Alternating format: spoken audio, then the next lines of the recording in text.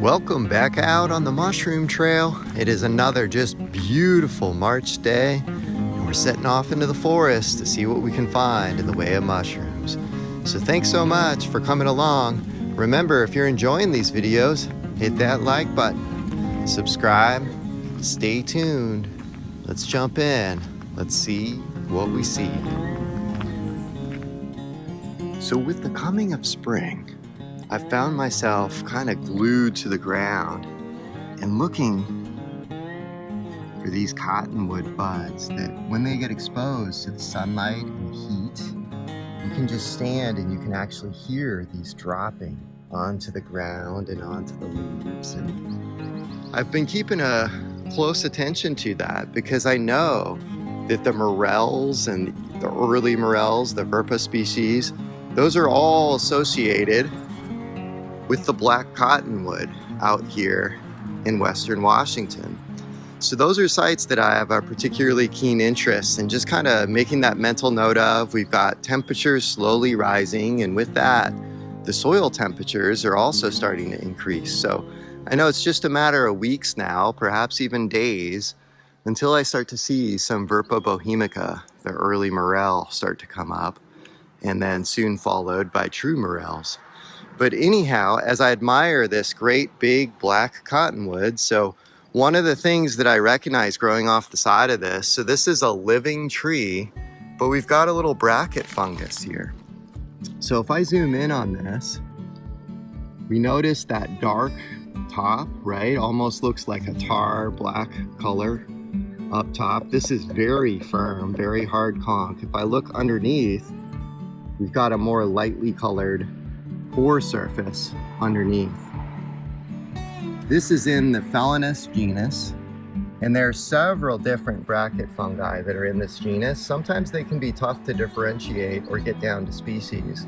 So one of the key pieces of information that we're looking at is the actual tree that it's growing on. So I believe that what we have here is something that's commonly referred to as the willow bracket, Phellinus igniarius.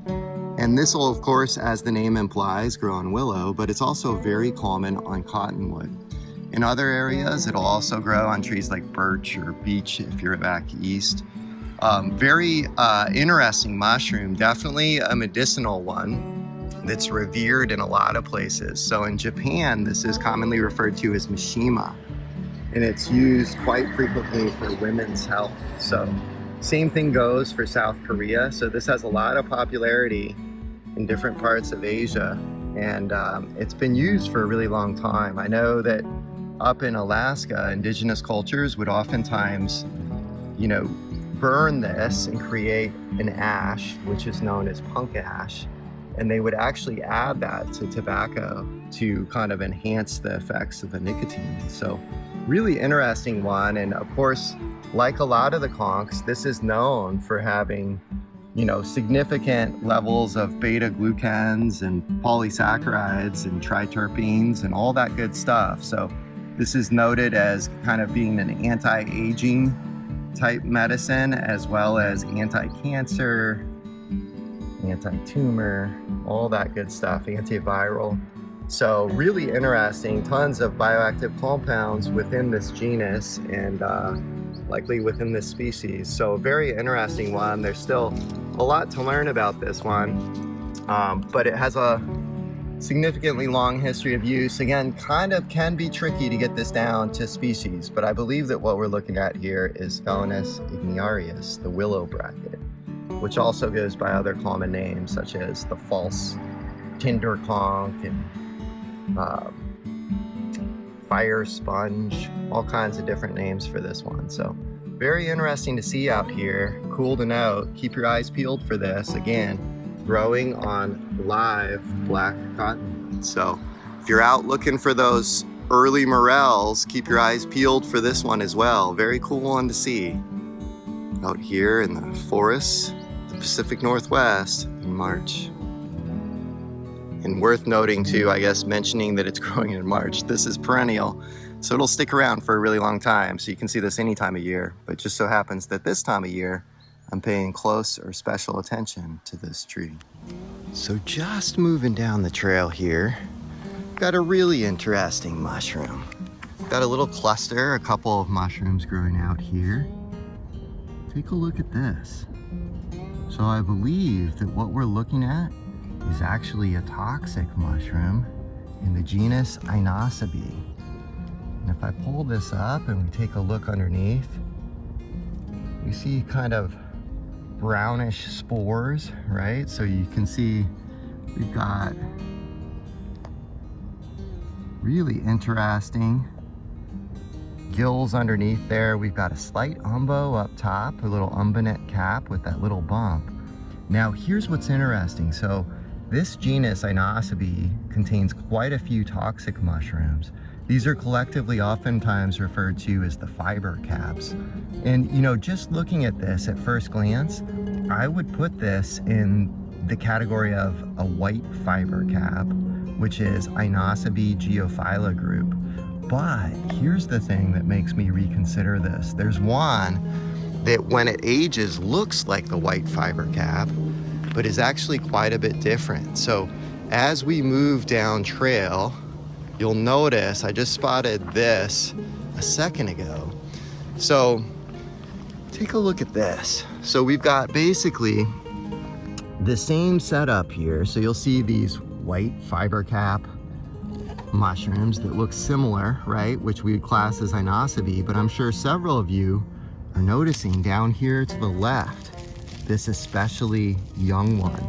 So here's the deal. There's one that looks really similar to the white fiber cap that is actually referred to as the Lilac Fibercap. So this is same genus again, Inocybe, but this time it's lilacina. If we take a look at this one underneath, I'm gonna go ahead and pull this out so that we can take a look. Check that out. So we've got, you know, it's totally closed up, it's still young. So the spore surface has not been exposed yet, the gills, I should say, underneath. But we can see that clear lilac color. So a lot of times with this specific species, that lilac color is only visible in its youngest states. And as it starts to dry out, right, and get larger, it loses that color and looks nearly identical to the white fiber cap.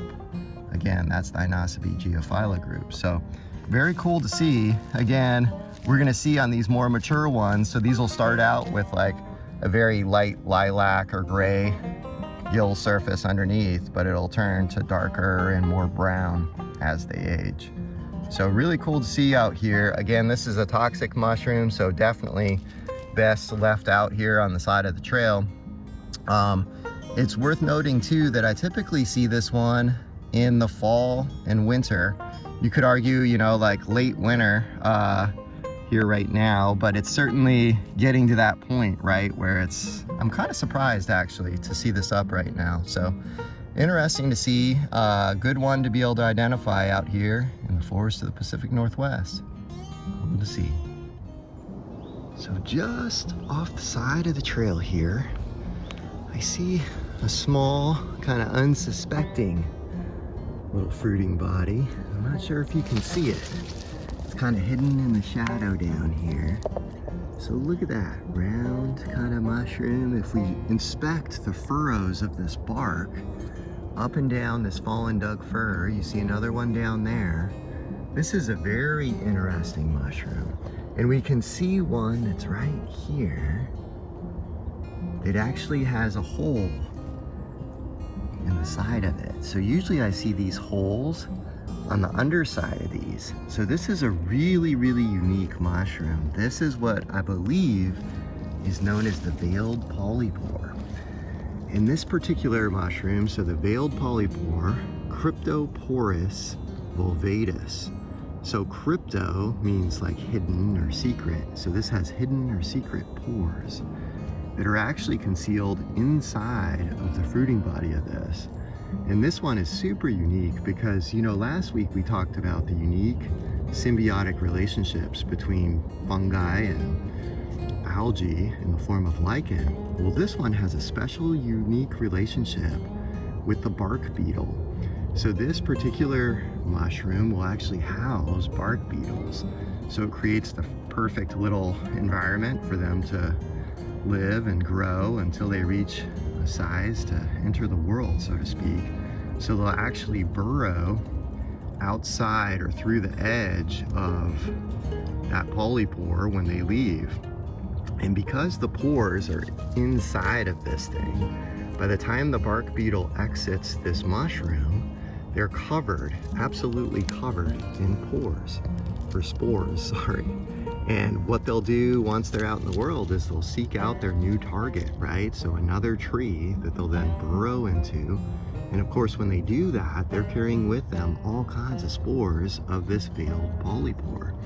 So lo and behold, that new tree will be very quickly myceliated with this veiled polypore. So very unique relationship here with the bark beetle, and an interesting one to observe. I see this all the time on Doug firs, and you know, if you get into the mountains, you'll frequently encounter this one after, you know, forest fire has gone through an area. So in burn zones, this is very common on not just fir, but also pine and spruce, and really incredible because, you know, again, just quite the interplay of different organisms here.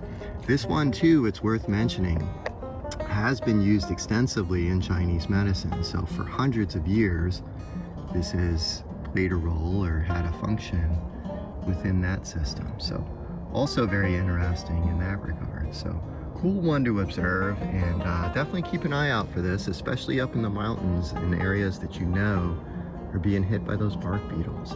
Sometimes if you see other sign in the area of bark beetle activity, like little engravings and whatnot, that's a sure sign that you're probably going to find this mushroom as well. So again, hiding in the furrows of Doug fir, keep your eyes peeled. Very cool to see.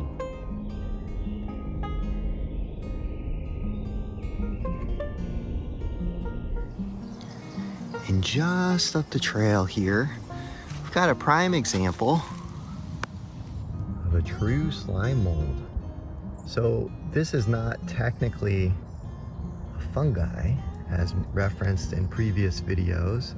This is actually its own separate thing. So slime molds, super fascinating little organisms that actually move around the forest floor in search of food. And that food can come in the form of bacteria, fungi, and other things. But this will actually start out, a lot of these plasmoidal slime molds will start out as a single organism with a bunch of different nuclei. So it's more similar to like an amoeba type organism than it is a multi-celled organism.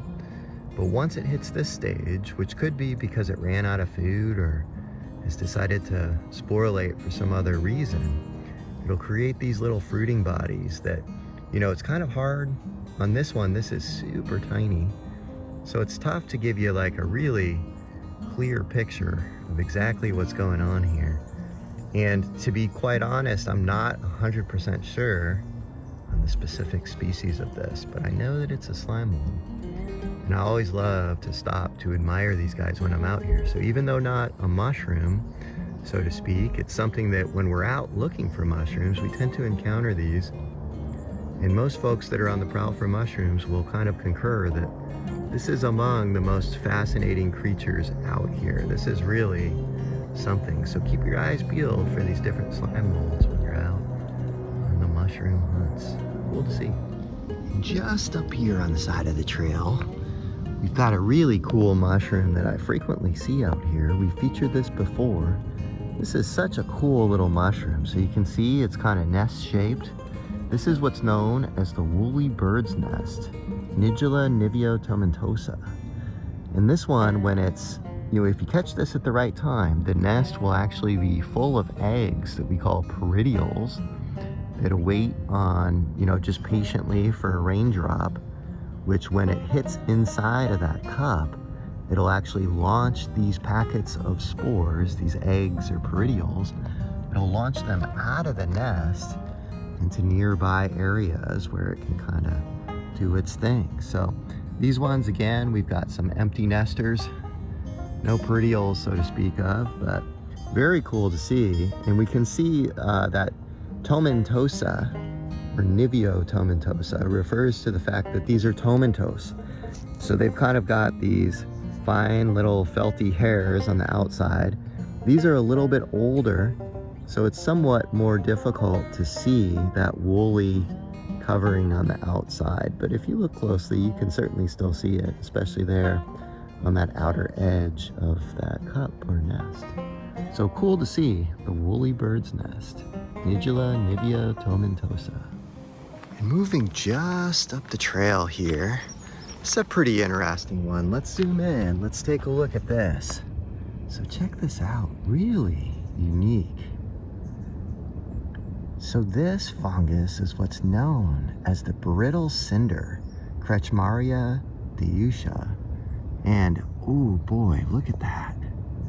So this is actually one of those pathogens that kind of invades and wreaks havoc on some of our broadleaved or deciduous trees. So even though I cannot tell exactly what wood this is growing on in its current state, we can see kind of some old brittle cinder there. And then down underneath here, I'm guessing that this is probably big leaf maple, because I know that that's one of the trees that hosts this. So we can see this really unique kind of, we've got a white kind of margin around this glob, but a gray interior. So very unique appearance. We see a little bit of guttation back there. This will actually prey upon both living and dead trees. So it'll attack the roots and the trunk of a lot of our deciduous trees, including oaks and maples and I believe even beech out east. But you know, it'll continue to attack those even once the trees have, you know, passed and are long gone, which is certainly the case here. So very cool to see. That's the Brittle Cinder. Neat sight, and cool to see a little guttation coming off of that. Interesting sight. So moving just down the trail here, big white blob over here on the side of the trail caught my attention. We've got some bird's nest fungi over here, some of the Nidula species that you can see hiding back there. But really what caused me to pull over was this. Check this out. So this is actually not a fungi. This is yet another true slime mold. This is what's known as dog sick slime mold. So we talked in past videos about how sometimes these names can be rather funny. But boy, you can sure see how this one got its name. I don't know, is this pretty to look at, or is this a little disgusting? I'll let you be the judge, but I certainly love seeing this out here on the side of the trail. Another true slime mold. Cool to look at. Never know what you're gonna find out here, so keep your eyes peeled. And moving just up the trail here, I see a red alder log off to the side here. Let's stop to investigate. So notice here, we've got what's becoming an increasingly common sight out here. It's a beautiful fruiting of an oyster mushroom. This is in the Pleurotus genus. Really a choice edible, as mentioned a couple weeks back. So this is kind of unique in the sense that not only is it a great edible mushroom that's really high in protein, great for you, it's got a lot of nutritional content as well as medicinal value, but it's also kind of odd in the fact that it's one of our fungi that's actually carnivorous. So these will attract nematodes and they'll consume those as a nitrogen source. So really interesting to see. Again, this is pretty good size, right? So if I throw my hand up there, this is a nice sized mushroom here. And check this out. So one other thing that's catching my attention is right up here. Let me actually come around. Let's take a look at this. So this is something that's oftentimes mistaken for a mushroom, but this is actually another one of those plasmoidal slime molds. This one goes by the common name wolf's milk. So Lycogala epidendrum, I believe. Lycogala epidendrum. So really kind of a cool mushroom to see out here. Check this out. So, you know, pretty decent size. If I zoom in on this guy, Let's actually try something. So you can see that it's kind of like an off brown or pinkish color. Check this out. If I give this just a little bit of a push, look at that. Somewhat entertaining. Here, we'll do another one over here. So this is full of spores. This, as I kind of pop this surface, you can see it just kind of blasts out of there this goo. Kind of, I guess you could relate it to popping those packing bubbles or something like that. Quite satisfying. So if you do catch these in the forest, indulge yourself in a little wolf milk popping. But super cool to see. Again, these plasmoidal slime molds, super fascinating little beings. I always love seeing them, especially this one. So keep your eyes peeled. Boy, with these warming temperatures, I sure do love seeing all this stuff bud out. Check this out down here. Welcome sight, welcome spring sight. Boy, just that vibrant green, awesome yellow flower. This is what's known as the Redwood Violet. And each year, as I start to see this stuff really start to pop out, it just gets me excited for the changing of the season and all that the spring brings. So cool to see. So coming just down the trail here, we've got a really cool site. This is an older growth Doug fir log, so you can see that's the root ball back there. It's just kind of completely toppled over, and it's being used as a nurse log of sorts. So we can see all kinds of stuff growing out of this. So everything from salmonberry to salal to huckleberry. And this wood is serving as a great kind of place for all of these other plant life, you know, to get its start in the world. And so as this log is decaying, of course it's myceliated, right? And as we direct our attention down here, we can see this wood just kind of wasting away to nothing. We can see down here, several big chunks have kind of broken off here. And if we look right here, we see a really vibrant, cool looking mushroom that's quite common out here.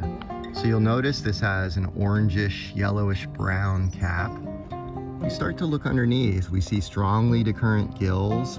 We also see a black kind of fuzzy foot on this. So this is in the Xeramphellina genus.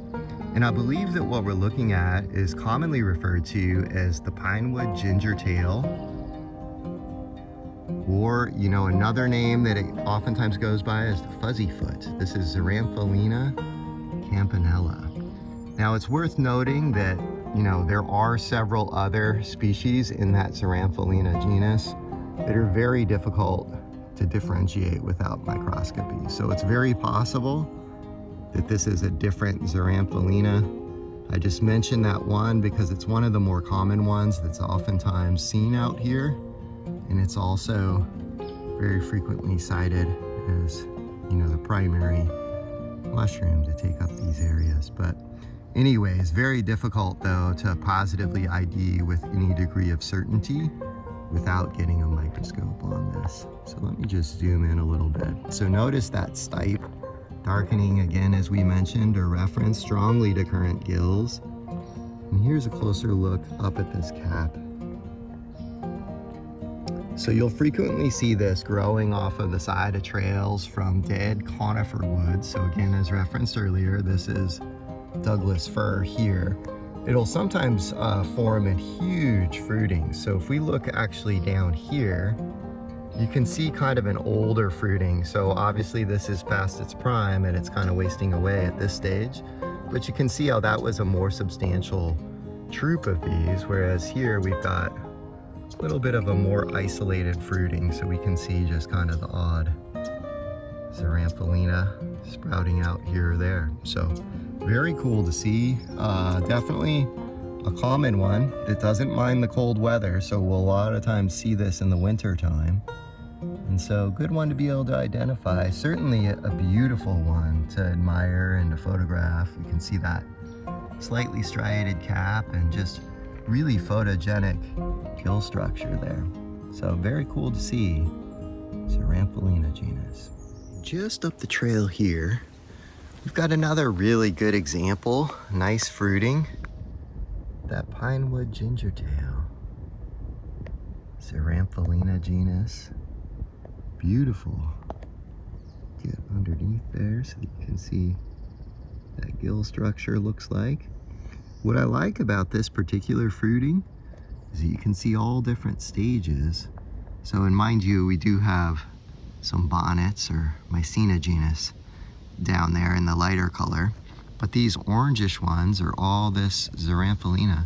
So cool to be able to see these different kind of stages of growth in it. And boy, look at this. Let me see if I can zoom in on this here. Just beautiful gill structure there on display. Really out right now, so look, you know, keep your eyes peeled on very well decayed conifer wood. Right now, if you're out here in the Pacific Northwest, this is one that you're pretty likely to come across. Cool to see. Coming just down the trail here, got a really small fruiting actually, of one that we featured last week. This is again a cool edible mushroom that's easily confused with one that's poisonous.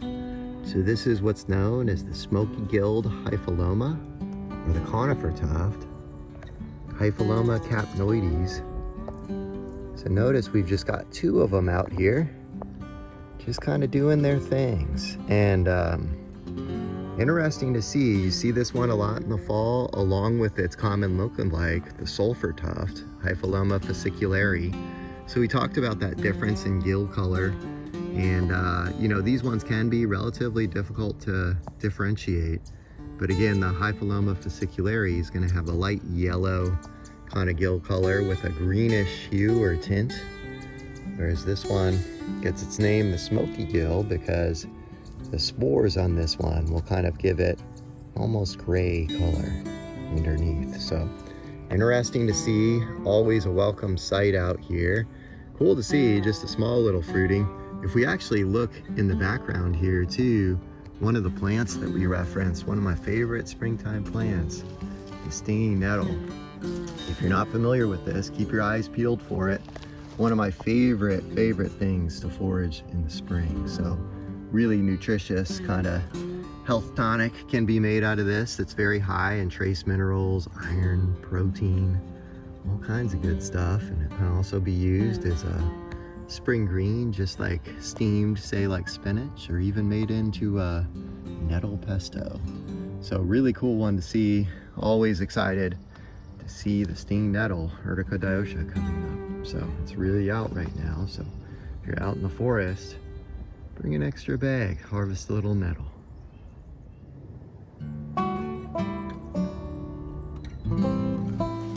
Moving just up the trail here, boy, do we have a welcome sight. So check this out. So blending in down here, it's really hard to see because of the nature of this cap. We've got kind of this dark colored, kind of brownish, blackish, purplish cap.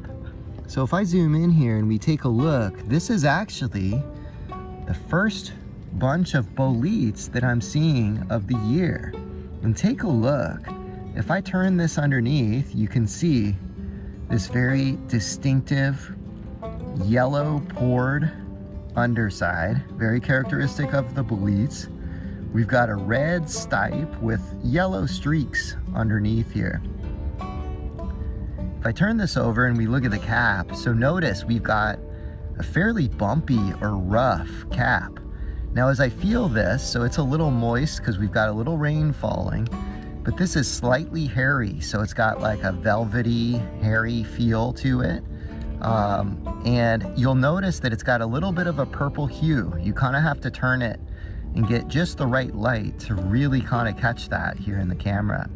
But this is actually a newly described species known as the deep purple bolete. So this is a great spring edible mushroom. It's kind of got a little bit of a yellow or a kind of a lemony flavor to it.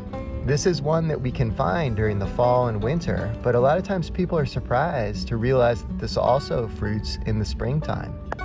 So you can see, very small mushroom, Now, it's worth noting that up until very recently, when they did a lot of DNA sequencing and they realized that this was a unique species, prior to that, most of us would have referred to this as the Zeller's bolete, Xerocamelus zelleri. But this is, as we referenced, newly described deep purple bolete, Xerocamelus atropurpureus. So very cool mushroom, and it's worth noting too that, you know, it's not a huge stress if you're out there collecting spring boletes to bring home to the table. It doesn't really matter whether this is Zeller's bolete or deep purple bolete, whatever you call it.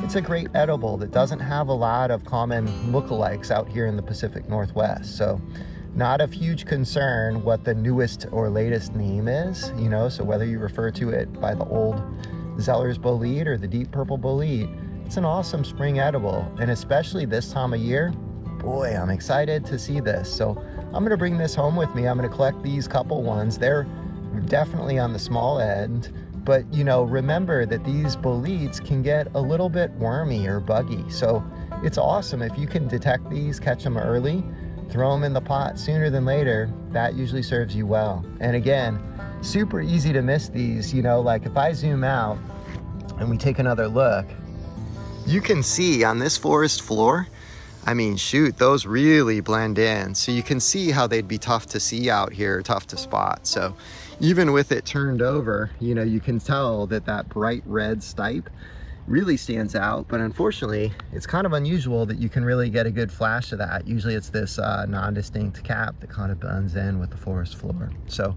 keep your eyes peeled out here in the Pacific Northwest. These guys are out. And again, awesome edible mushroom. So cool to see, and excited to bring this one home. I'm gonna keep my eyes peeled and see if I can find a few more of these. And I'll tell you what, just so you all can get a look at what this looks like on the inside, I'm gonna go ahead and give this a little slice, so you can see exactly what we're looking at here.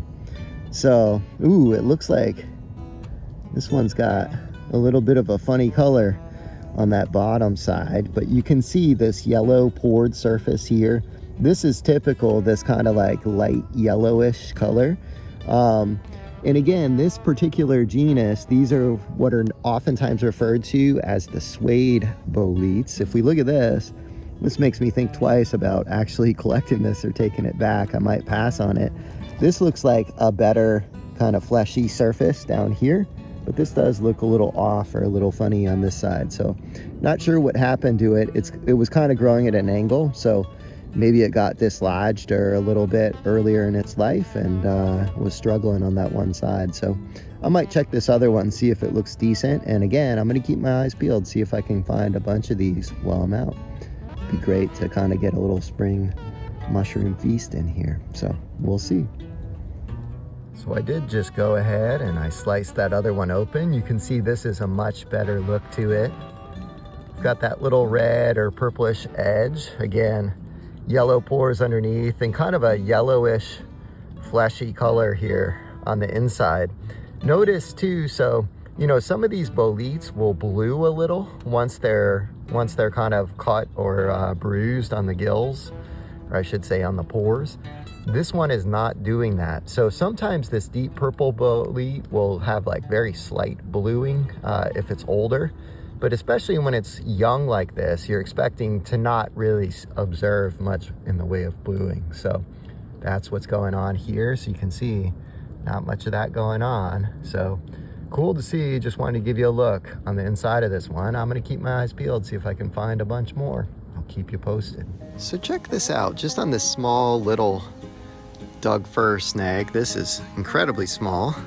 It's not with us anymore, but we see fruiting on the side of this, probably our most common mushroom here in the Pacific Northwest, definitely our most common conch or shelf fungus.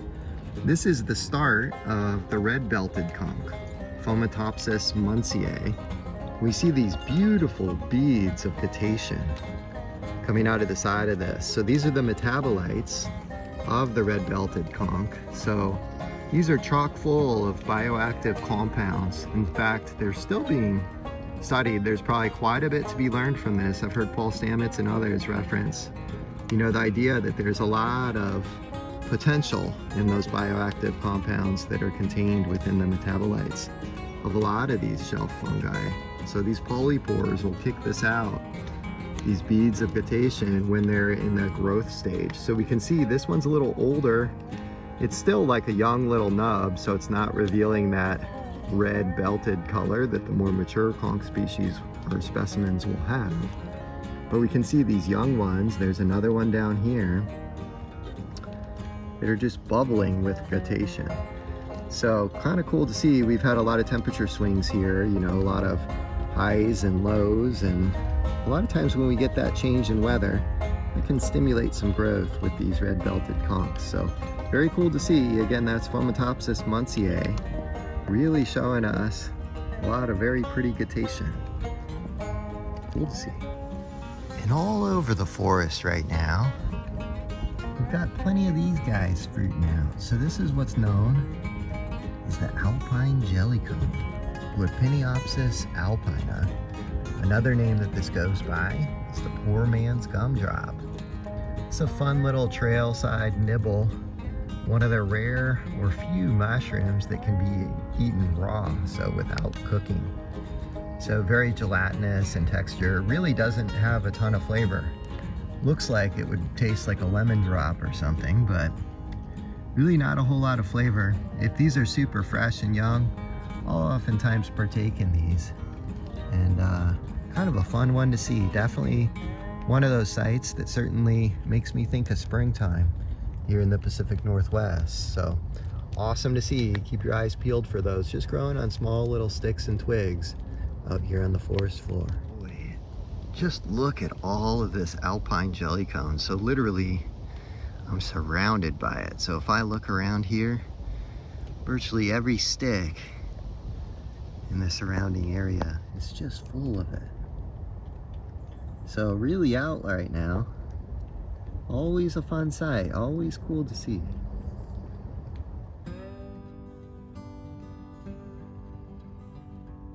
So moving just up the trail here, boy, I see an awesome lichen. Let's go investigate this. So growing from this mossy surface over here, we talked a lot about different lichens last week, but this wasn't one of the ones that we covered. Look at this, just a beautiful sight here. Notice those yellowish, orangish little fruitings kind of at the edge or outer edge. This is what's commonly referred to as the membranous pelt lichen, Peltagira membranaceae. And if we look underneath, it's got these really distinct white teeth or spines. You can also see the veins, right, that are really distinctive on that underside of that surface. Boy, just a beautiful sight. This one looks almost primeval or something, right? It looks almost like a reptile skin or something. One thing's for sure, this one is always a joy to see out here. Well, that concludes another fantastic spring day out here in the forests of the Pacific Northwest. Thank you all so much for coming along. Really appreciate you tuning in. Appreciate all the comments and the positive feedback. Boy, it's always a joy reading through those. Remember, if you're enjoying this content, remember to hit that like button, subscribe, get notified, and I'll look forward to seeing you out here next time on the Mushroom Trail. Until then, happy trails.